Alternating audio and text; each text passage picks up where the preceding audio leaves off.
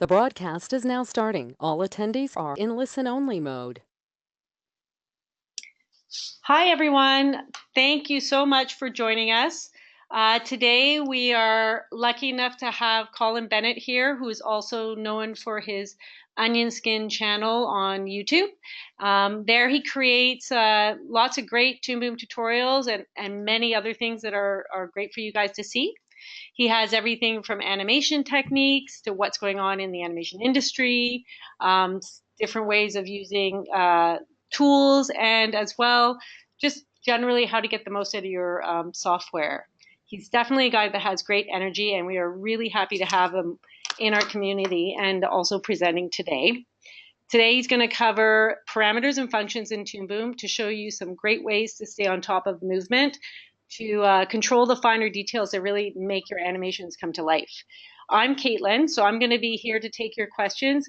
You can just put them into the question box on the right.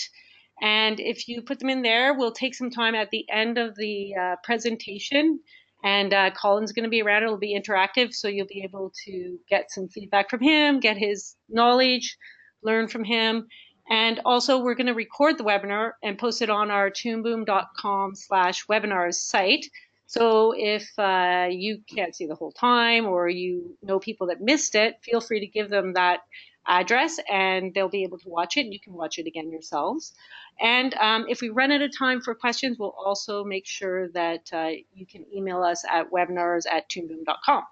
So with that, I'm going to pass it over to Colin. Hello?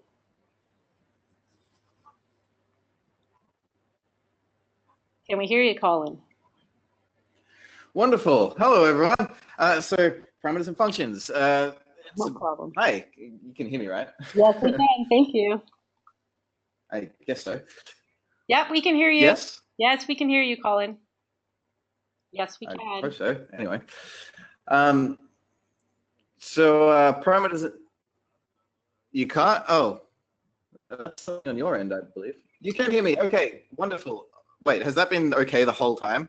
And anyway, hi, parameters and functions. It's Toon Boom's method of calculating movement. Yeah, you know, it's motion tweens, basically. So there's many different ways that it works, and there's a real nitty-gritty stage to it. So I'm basically going to be going through the reverse process, if that makes sense. So the way that most of you are likely used to working is probably going to be the conclusion of where we're going. We're going to start with basically the numbers and the way the program sees it in the back end. The reason for that is it should help with solving a lot of problems. You'd be able to sort of improvise a little bit more on the fly. If unusual things are happening in your workflow, you'll know how to navigate around it, as well as be able to get some more fine-tuned control. So a function is, like I said before, any type of movement that happens across the screen, like that kind of thing. So, you know, you're probably used to doing it a very graphical way, but what's actually happening is generating numbers, really. So over here, this is the X sheet. You've probably seen the X sheet before. It's used predominantly in traditional animation workflows, store drawings and stuff in it, but it's actually used for a lot of the much more technical end of things as well.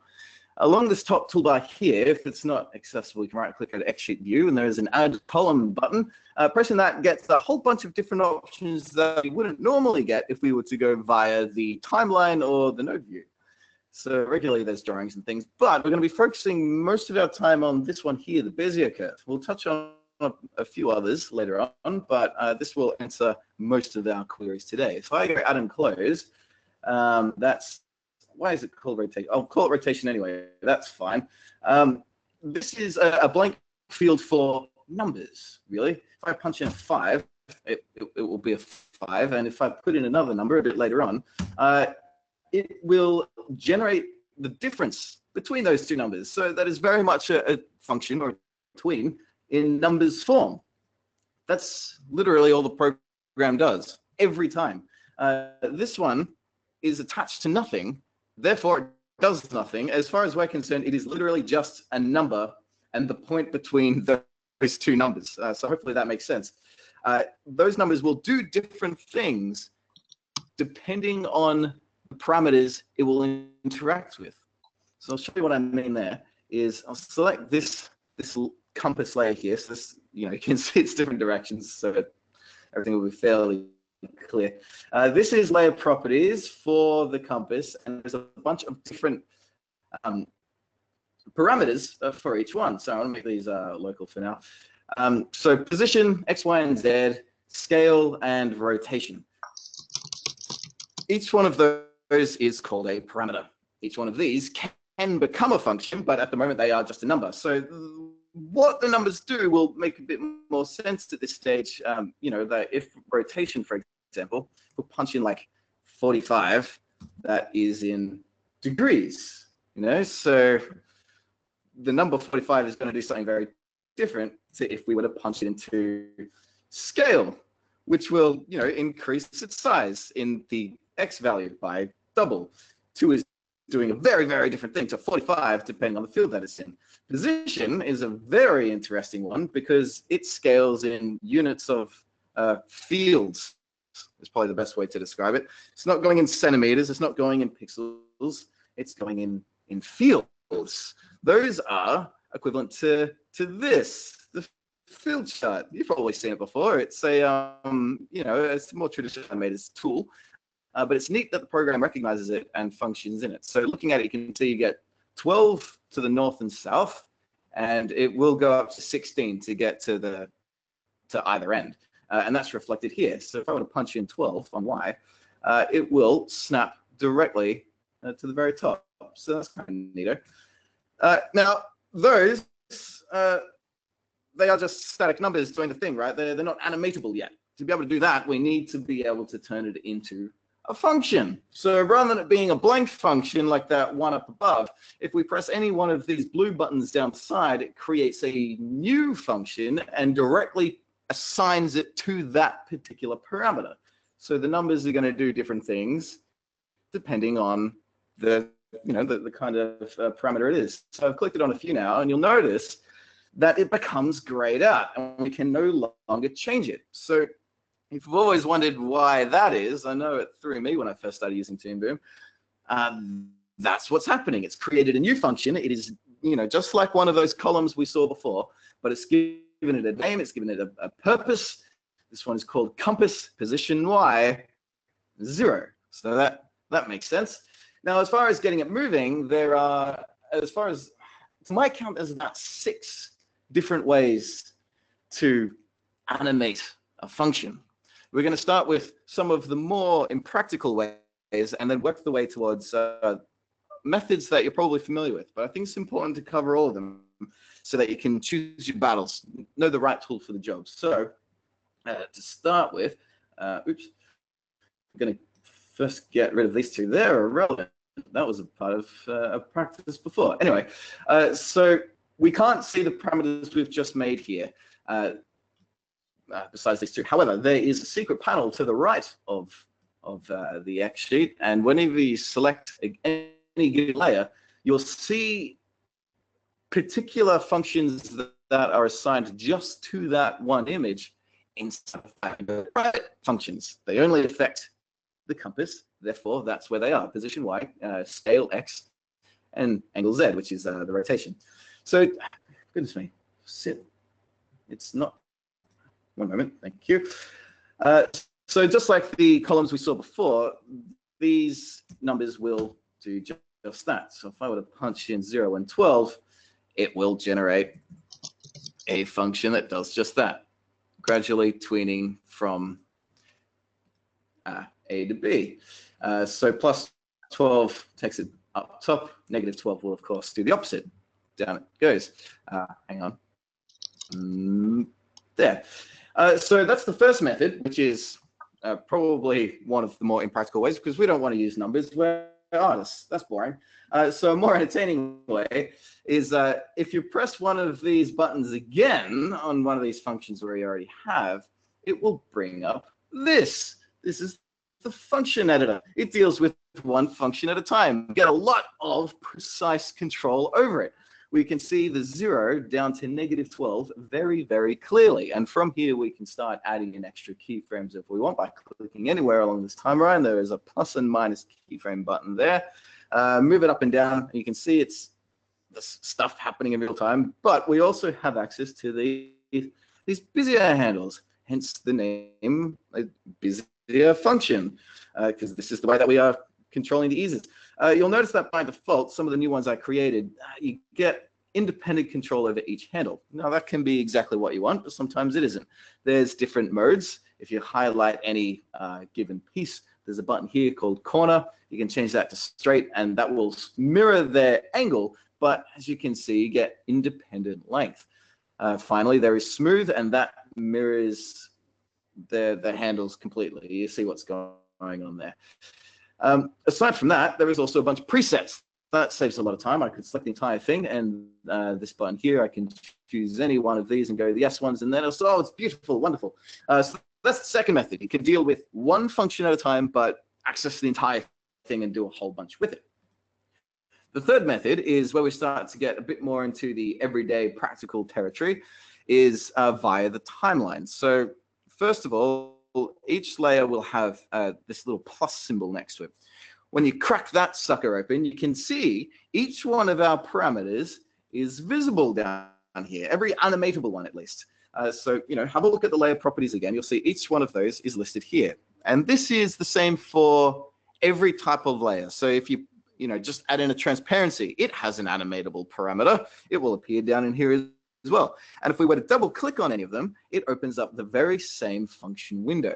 So the same tools accessible through different ways depending on your preferences and workflow. We can see a little bit more information that's going on. In the very bottom left, there's this little tiny angle button there, show parameters view it's called. If we click on that, the view expands open a little bit and we can see what each parameter is set to for that given frame.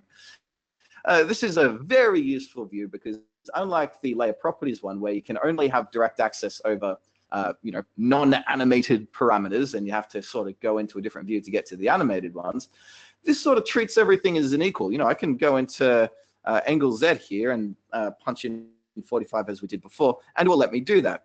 You'll notice as a result, it has, like if this one wasn't a function yet, let's do it for that. So scale X is not a function, but I'll make it 2. There we go. It has indeed turned it into a function on the fly and, skipped that whole step for you. So that's why I think it's important to talk about this stuff, because the program's doing a lot of things behind the scenes that you're probably not normally seeing, but knowing what's going on can save a lot of stress. Now, so these numbers, as you just saw, can be punched in manually here, but also you kind of get this little rollover and we can slide over it and change it that way as well. So to get to easing from this view, you can select any one of these keyframes here, and there is this button along the timeline view called Set Ease for Multiple Parameters. Click on that, and we get a similar graph view to the first one, but this one is inherently different because you'll notice I can't actually move this keyframe around at all. All I can do is adjust that ease parameter. So that seems a bit limited. That's odd. Why is it like that? Well, actually, it's probably more versatile than the other one. Because keep in mind, the first view, this one, we're only dealing with a single function at a time. And that can be a bit of a problem. If we were dealing with position, if we wanted this thing to be moving diagonally, we'd have to go into the X parameter and move that, and then go into the Y one and move that. And that's a whole mess we probably don't want to have to deal with.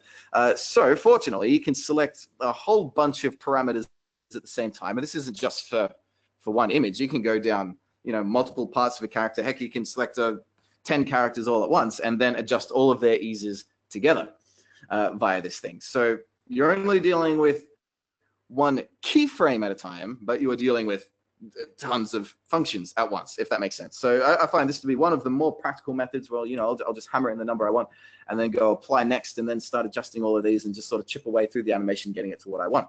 The fastest method of applying eases, however, is once again, that little list of presets is here in the main timeline view, and you can select that and everything will just sort of snap into place. That's the third method. The fourth method is a combination of the last two we just looked at, which is the function view. This is a great big hyped up version of the regular function view. However, it shows, because it shows everything at once. This, again, has its use as choose your battle sort of scenario, because showing every number at once can be a little confusing, because as you can see here, the angle turning, assuming that is the angle I'm looking at, I'm pretty sure, is a great distance compared to the position or the scale. You know, the scale will only be moving between like 1 and 1.5 versus 0 and 50. So fortunately, this view has lots of different ways to isolate what you need. There's checkboxes for each function, and you can isolate it down to, okay, all the rotation ones, position, scale, skew.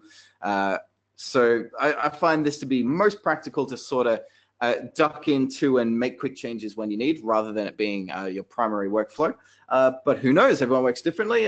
This is one of the main views that you work with in 3D programs. So if you come from that end, yeah, you might feel rather at home. Now, the fifth method, and now we're going to start getting into the much more familiar stuff, is the advanced animation tools. These are up here, which are accessed by right-clicking, going advanced animation. Each one of the parameters has its own dedicated tool here: position, rotation, scale, and skew, at least for a drawing thing like this. So notice what happens if I were to move to around this frame, get the position tool, and I'll move it here, move over to frame 30 or so, and then move it up over there. You'll notice it has automatically created the functions. It's automatically created the keyframes, but it's only done it for the parameters that I want to change. Everything else has gone unaffected. Sometimes that is wonderful. Sometimes that is terrible. It's all about the situation you're in and knowing about the tools that are accessible to you and choosing the right tool for the job. Because finally, the sixth method is to use the regular old transform tool. This is like the Swiss Army knife of animation tools, because it contains the scale, rotation, everything you need, depending on where the mouse is rolling over. And you'll notice if I start making changes here, it has keyframed everything. If I move over to frame 40 and I simply just move it to the middle, bam, look at that. Everything has been keyframed. So it's like a fail safe. You're not accidentally going to miss out on anything. You're not going to accidentally keyframe everything. So I would assume most people have been animating like this already, and you've probably just realized why it's so practical. It's completely visual. All of this back-end stuff is completely out of your way, and you don't need to worry about it. So why do you need to worry about all this stuff going on, and what are some of the advantages of knowing how the numbers work? So let's really get into that. So we've seen so far that the functions we've created up in the X-sheet view are considered to be private. Only the compass can see them, and if we go out to what is, I believe, called the local view, none of it is seen, except for the one that we deliberately created out here. So say I sort of mess something up. I want to get back to defaults. You know, I want to be able to just change this number once, and we'll do it for all of it. So on the very right-hand side of compass position Y, 8.9, whatever, this little arrow here is a drop-down menu. I can click on that, and there is an option called local. Pressing local gets me back to the original blank number again. So if you found yourself locked out by that gray space, that's how you can rectify it. However, you will notice it has not actually deleted it. It's ripped it out of this object and stashed that function out in the local view, hence why it's called local. Likewise, it is now no longer available inside the private area. So compass position Y is just like our rotation one now. It's removed from everything. It is unconnected. As far as the program is concerned, it is just a string of keyframe mathematical joined together numbers waiting to be given purpose. So you may realize where I'm going next is that we can actually create functions in advance and then stitch them to stuff later. So this compass one, right? I'm going to go to, just for the heck of it, down to skew. I'm going to go to the drop-down menu here, and there is an unconnected section, and we can see both of our functions, the one we did at first and compass position Y, sitting there waiting to be assigned to something. So if I press that, look at that. So now skew is no longer, it's not called skew. Sorry, compass skew is called compass position Y, and all the movements that originally were moving up and down, it will now be skewing that amount. Likewise, if I were to go to let's go to scale X, because that's really crazy. And now it's going to appear in connected.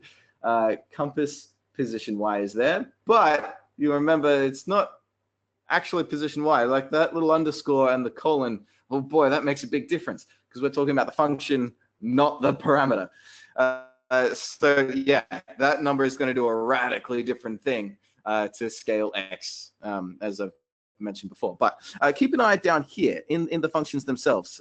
Scale X and skew, their numbers are perfectly replicated. It is sourcing the same origin point. If I were to change one of these numbers at all, it will always be perfectly mirrored every time, because it's literally sourcing the same one. What it's done with the filing and sorting, you'll see now that position Y has been brought over to the left. They've sort of grouped them together. It's not made it private, though. It is still local, because it is accessible by everyone, right? So we could go ahead and assign position Y to a whole bunch of different parameters. You could probably pin it to a transparency, so that however much something is rotated, it will have direct control over how invisible it is, if you want. You'll also notice a plus symbol has appeared next to it, meaning this parameter is being, this function is being shared and appearing in multiple places at once. That is reflected here in the layer properties as well, plus compass Y, plus compass Y. And up in the column view, I believe, yes, you can change it now to anything you want, something a little bit more appropriate. So something called position Y is not actually affecting position Y, and you can have a bit more control over your workspace.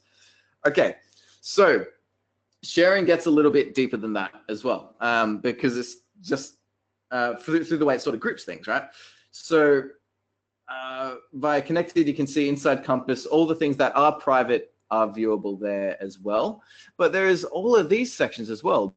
Bezier is the one that we've been using, and therefore every single Bezier will appear there. It is the most common function type by far.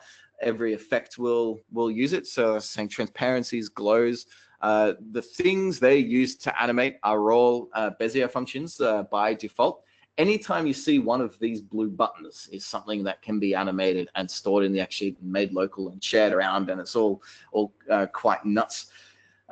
So next was, let's talk about the different types of functions. What are these other ones? By the way, I should mention that these buttons here, they are the same as pressing that drop-down menu. Exactly the same drop-down list. If I were to go to ease, there's no eases available, but let's swap out our, what should we swap out? Position X, that'll do.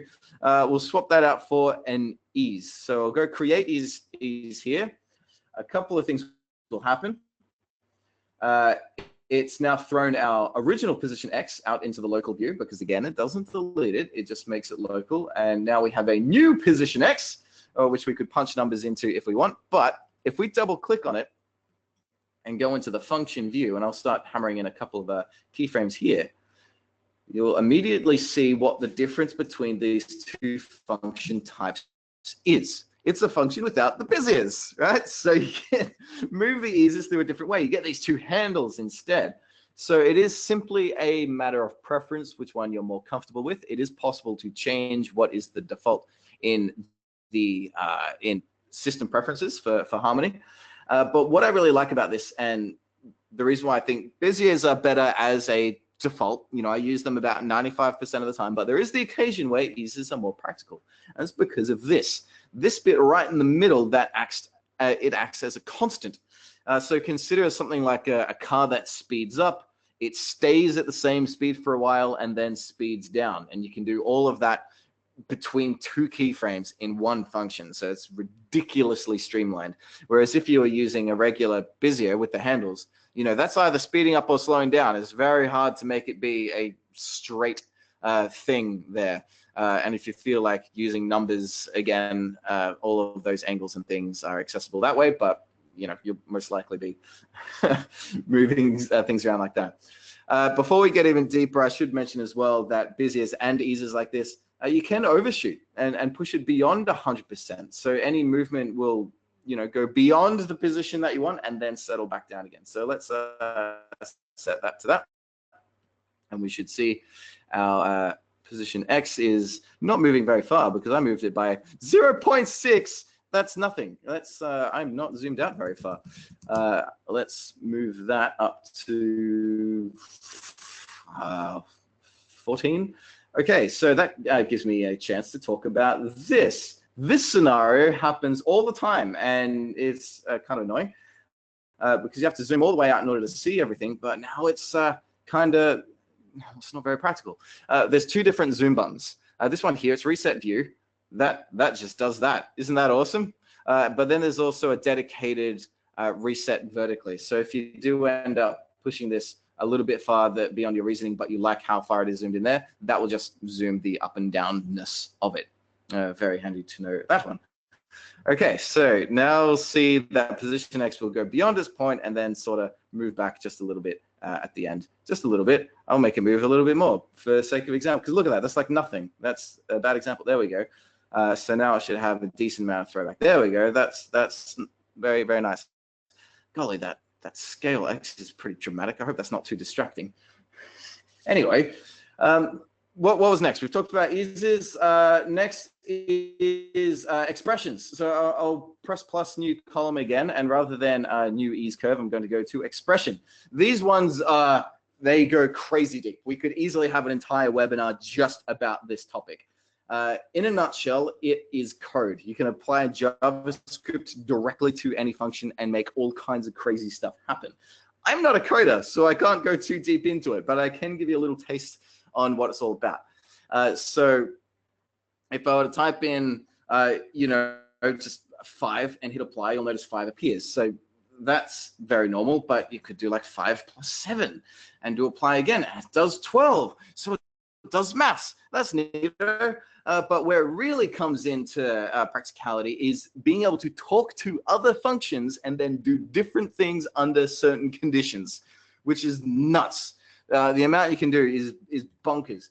So for a small taste of that, I suppose, you could type in something like a value.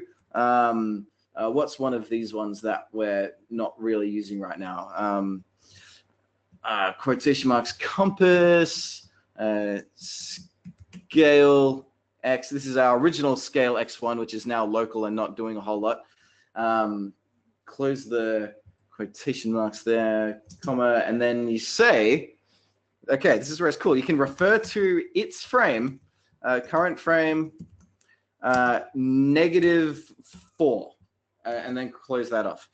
So what this little script will do is look at scale X at the current frame. So the current frame is 19, -4, so 1, 2, 3, 4, and it will take its number from 4 frames ago and then apply it to now.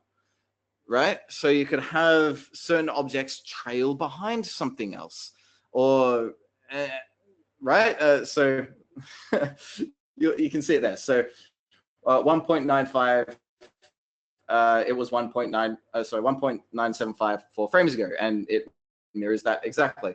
So that's crazy. And I know we're not necessarily coders doing this, but what's really good for what expressions are all about is it's very narrow. You're not building entire programs with this. It's very narrow, singular purpose scripts. And Google exists. Like every time I've used this in a practical sense, I've had an idea being like, I want to make a light bulb that flickers randomly, and I don't want to have to go through punching in all the keyframes. Go to Google, type in random number JavaScript, and then it spits it out and it tells you what that code is, and I just slapped it in here and it works. I had a random light flicker. So that's cool. They're worth getting into, and their potential is completely untapped. Not many people are using those at all yet, but we should, as a community, we should explore it more. I'll stop rambling about that one. Finally, the last one I really want to talk about is 3D path. These are very different, and work in a completely different way, but the most important by far for us to talk about, as they absolutely do affect your day-to-day workflow. I'm going to scrap all of this for now to explain what that is. So depending on what you're animating, if it's a drawing or if it's a peg, you have used both of these animation types probably without realizing it. So a drawing by default is a separate. You notice this checkbox here. If I were to put a peg onto it and select that, it is set to a 3D path by default here. It is checkbox. You can switch back and forth between them, but they are completely independent. So I'll undo quickly and have this one. So notice if I switch over to 3D path, it's reset it. All that keyframe data is gone, and I'll go back to separate and it will restore it again. So choosing your method before you start is pretty crucial because they're non-transferable. They are completely different data sets and they program movement in a completely different way. But both of them exist in order to give you that choice and versatility to choose the tools for the job. So what are they? Separate is what it says on the tin. X, Y, and Z, 3 different movement axes are calculated individually. X has been set to 0. One moment, please. There we go. So each one of these will be animated and calculated separately from one another. To demonstrate this, I'll activate the motion path that is accessible via the camera view by right-clicking and pressing that there. And as I move this around, we should start to see a curve. So we should be seeing straight lines appearing. But if you remember, I've been sharing certain things around, haven't I? So I should probably just start with a new one of these. Go local for everything. Forgive me for this. I've really just destroyed a file with all of these examples, but that should now be working in a sensible way. I'll move this here. Oh my goodness. Is it doing the scale again? Has it not made it local at all? It really should have. I didn't make the scale a local, so that would be why that's happening. But now moving that around, yes, there we go. So look at that, straight lines. Oh, wonderful. That's how everything will be working normally. And the more things you add, it's always going to be fairly rigid. Each one of these little orbs here is colored in trident sections depending on the parameter type, X, Y, and Z, according to the 3D-ness of it. So this little doozy down here, X, Y, and Z is 3 different colors, and it only fills them in depending on which ones you have moved. So if I were to move this one just down for this keyframe, you'll notice it is only keyframed the Y function. But if we deselect from everything, you'll notice only the Y bit, the green bit, which is why I colored this compass green, by the way. Only that is the one that is colored in. So you can see at a glance the things that are being animated and the things that are not. It's important that it does this because each one of these is being calculated independently. But as an animator, we are seeing the combined result of all 3 of them. Okay? Okay, I hope that makes sense. Because now we're going to talk about 3D paths, which is the PEG default version. So you likely would have encountered these, but did you know what they were doing? Let's find out. So path X, Y, and Z. You'll notice here that they are all being calculated on a single function, one line. So that's pretty messed up. How does it do that? There is a 4th function that has been integrated in it here. This is called a velocity. It only animates between 0 and 1, and I'll show you why now. So if I move this to here with its moving on, and I'll move it across, and then this time when I move it up in the middle, all will be revealed. Look at that, it's round, and it automatically calculates roundness every time. No matter how many of these we put in, it will always sort of do its best to make it smooth and roundy and all of that. So this is because X, Y, and Z are all being calculated together. But when it's being all calculated together, trying to figure out its easing is kind of tricky. How do you ease these three different parameters separately? Short answer is kind of you don't. If we double click on the velocity, we'll notice that it is very similar to a regular Bezier function. It only moves between 0 and 1 as a beginning and an end. And we're not really moving the keyframes around. It has a locked point in its duration, but this is where we can adjust the easing for the 3D path as a whole. The individual parameters, if we would open up that, we get something rather different indeed. We see, like we can move it up and down, but we can't access the easing because that's what the velocity is for. And you'll see a drop-down menu of X, Y, and Z, so you can access each one of those individually if you really need to. But of course, the 3D path is probably best used in a graphic way like this. So if you've encountered scenarios where you're animating a character who's walking along the ground and then they jump, but their feet like go through the floor first, that's because this has been happening where it's where it would be straight. So there we go. So that's should be completely straight. If I were the character walking along the floor, I'm having a bad day because now I'm wrestling with a character that is constantly dipping their toe below the floor. So you'd probably be wanting to go for a separate in that instance. Again, separates and 3D paths can be made defaults in preferences. I'll show that briefly at the end. Or there are other ways to tighten the sharpness of these curves.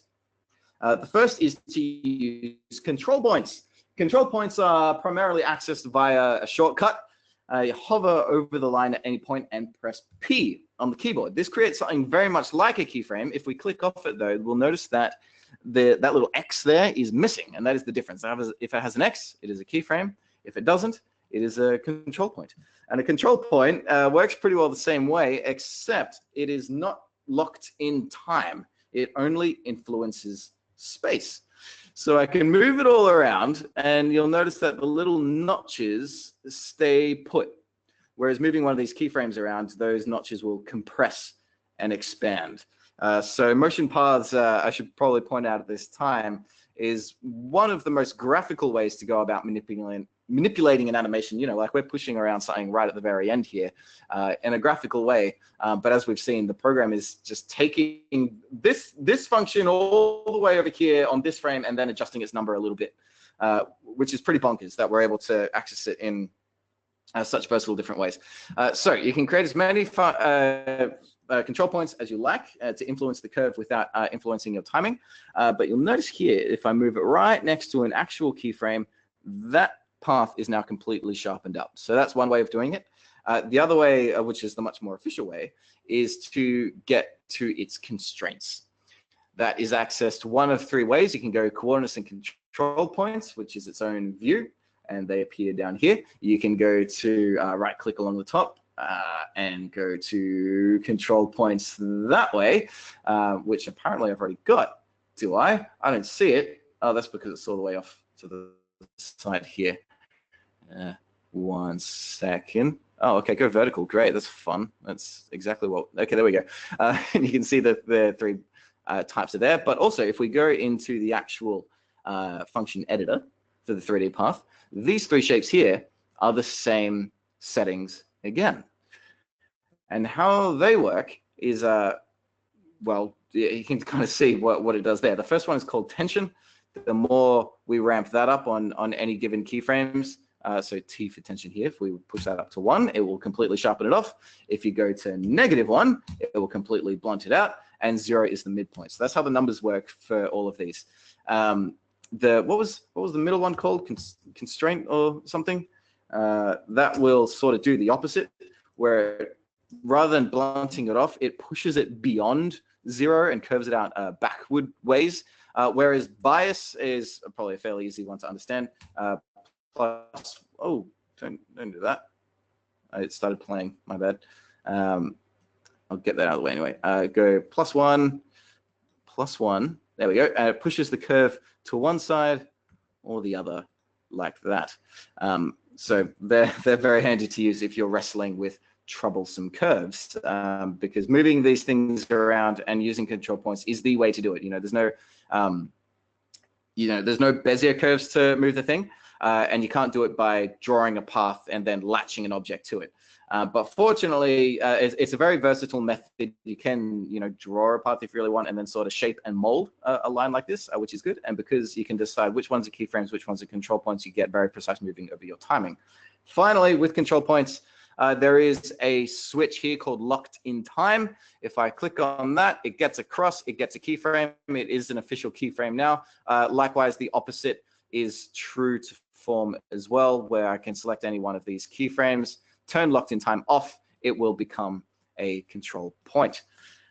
So that, I believe, is everything I had to talk about. I'll quickly show you the preferences on how you can set up certain defaults, because I've definitely seen that being a thing. So a lot of people like to have separates because, they're a lot often just easier to work with because you're just dealing with the 3 numbers and not having to wrestle with around curves. So default separate for pegs, default separate for elements, that is for drawings there. Separate for scale is X and Y being treated as just a unit. It will only ever get bigger and smaller, but you can't squash and stretch it. That can be an option as well. And default Bezier, if you turn that off, you'll be getting eases instead of Bezier type functions. And finally, our stop motion keyframes. Some people like to have that on sometimes as well, because you'll notice that every time I made a movement here, it's making the, it's automatically twinning it up and making that movement. But if you're doing a show that isn't very reliant on auto-generating that, if you're animating in 2s, you may want everything to be set stop motion, which is this button here. And everything will sort of just be blocked off, and very deliberate movements until you select stuff, and then by pressing the movement key, tell it to do otherwise. So I hope all of that made sense. I know there's a lot of numbers and graphs and charts involved, but try not to fret. You won't be using them every day. It is simply insurance. You can still animate the way that you're used to, but hopefully knowing all of this crazy behind the scenes stuff will give you harmony superpowers so you can manipulate things and get out of any problems. So I'll shut up for a bit. I think we have plenty of time left for questions. I hope I got through it a bit quicker than normal. How'd I do?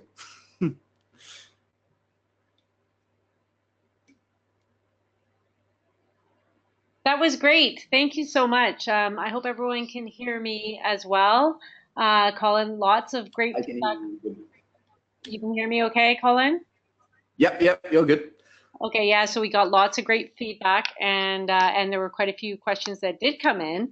So, yeah, so I'll just go through them. There was one from, obviously people were a couple of people were very excited about the expressions. And I had a question about whether or not, just a straightforward question about whether or not we could import position coordinates into Harmony. Import position coordinates, as in like from other software? Yeah. Do you think?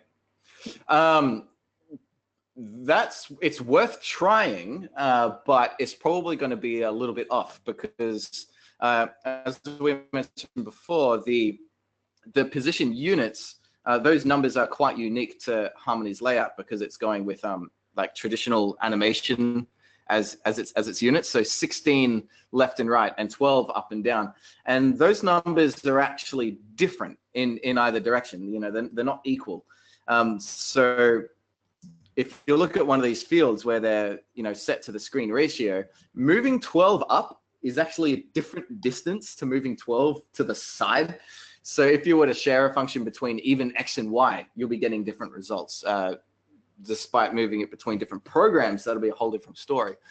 However, you may be able to use expressions in this regard and be able to set up some sort of formula to be like, okay, everything between 0 to 100 centimeters is equal to that of 0 to 12 fields. I believe that would be very possible, but might take a little bit of research to nail it down. If you get it working, please share it with the community because that would go off.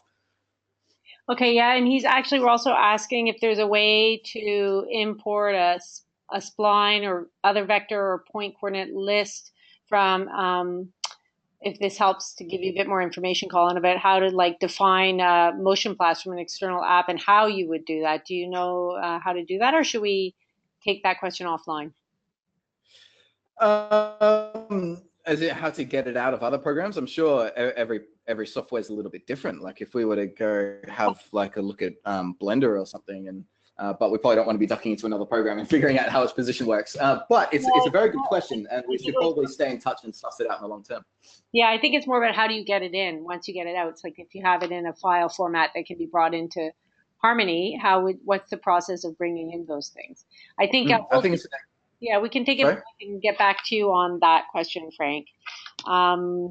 Another question is, let me go up here. I was about using expressions like, can you put an expression in a function that would still be able to contain its own values? Like, for example, what if I wanted to move a layer to a specific coordinate, but I also wanted to add this coordinate using an expression?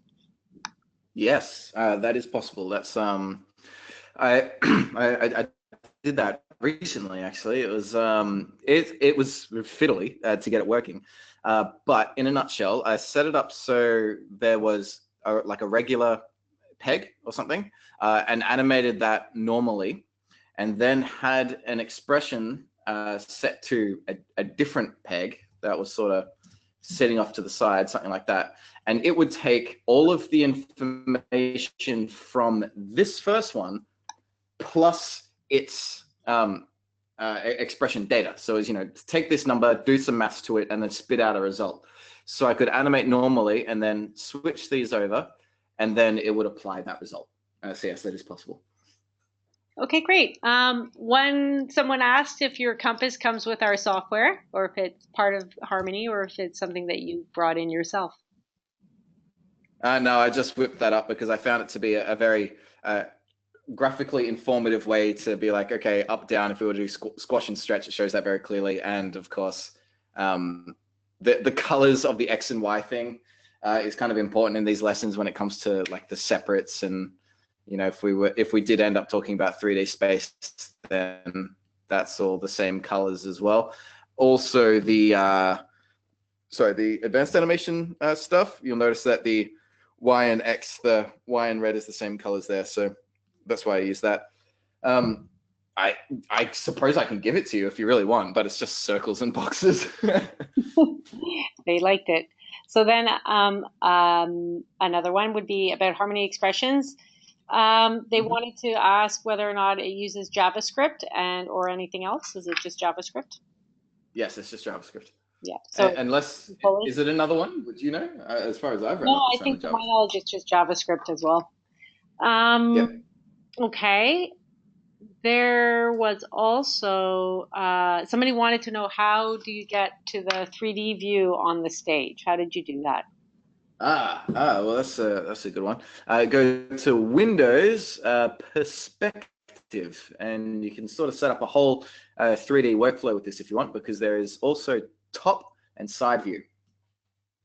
So when you're working a little bit more with 3D space, you may find yourself setting up your workspace to look something like this. And holding Command and Option, you can rotate around in 3D space. And so that's a color card I got back there right now. So color card is just a great big thing sitting in the background, so you get your bearings. You can see the camera from the top and the side, and to, I guess, really show it off. Can I select the, hang on, do I have the time to quickly whip up a little camera to show off how much fun 3D space can be? Yeah. There you go. So when you throw in a peg, camera, they just sort of float in space with the camera above it, and then you can move your scene around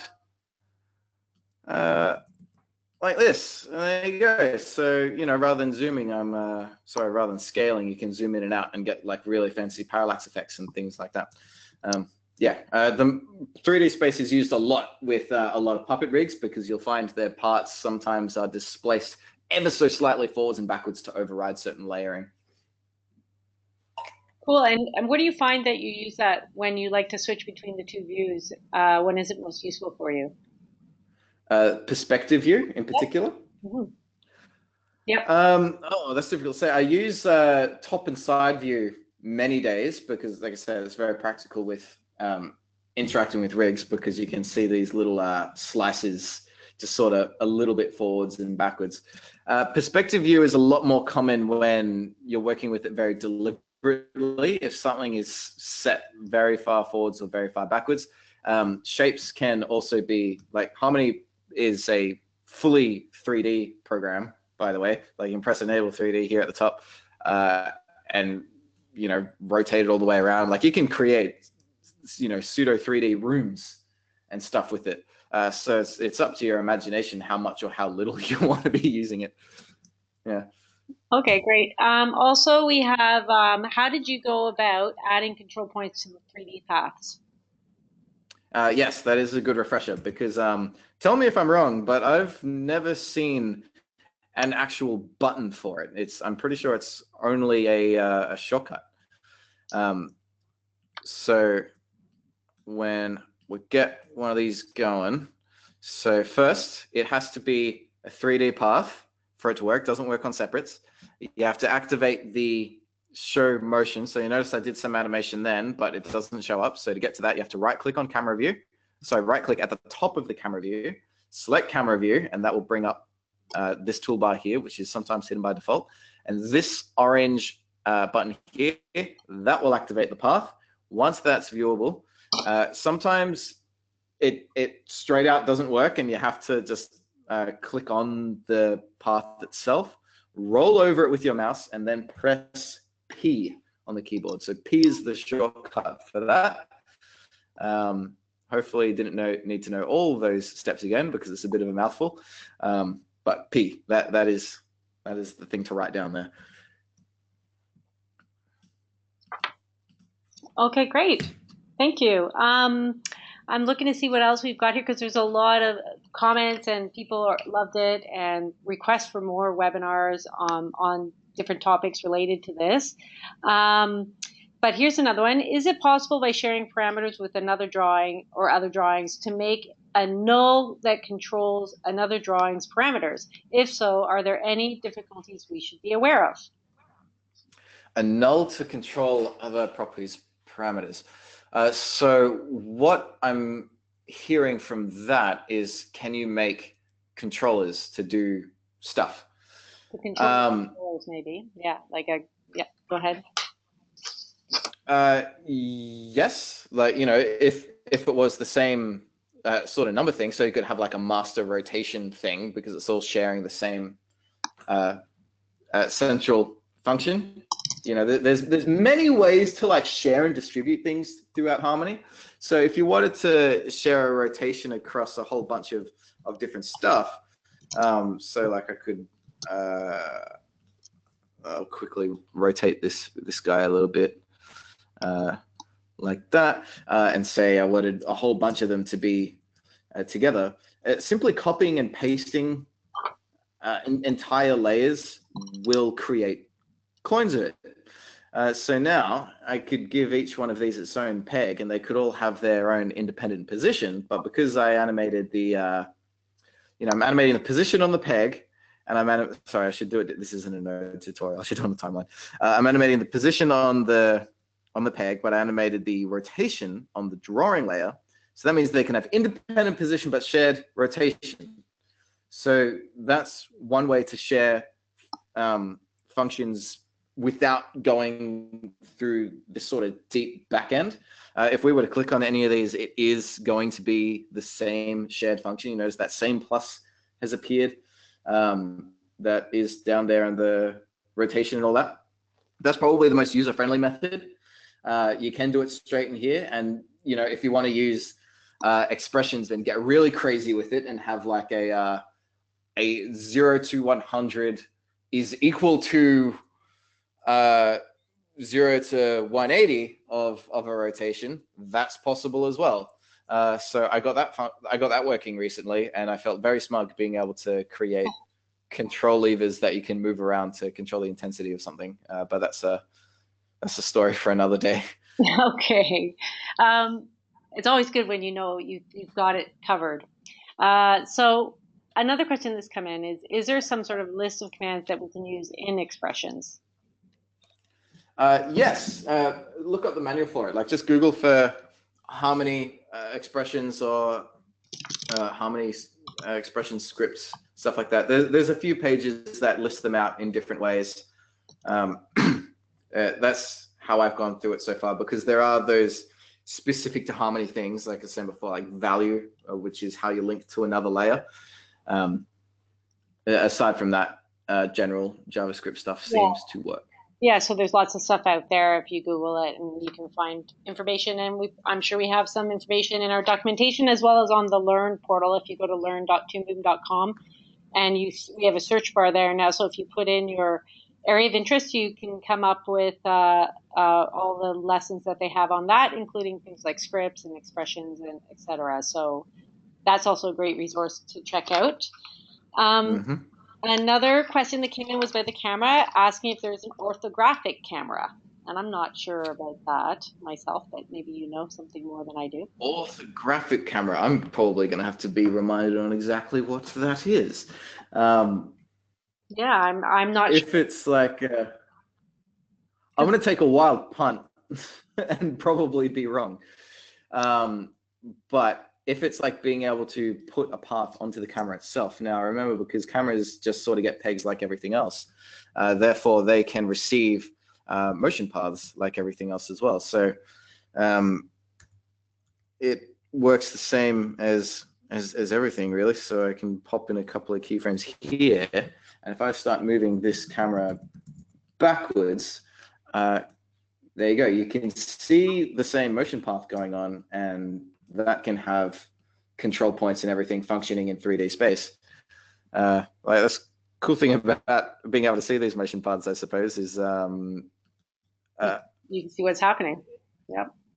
Yeah, you can see what's happening. So check out perspective view now. Look at that. That's like, oh man, this is like we're 2D animators living in a 3D world. Look how modern we are.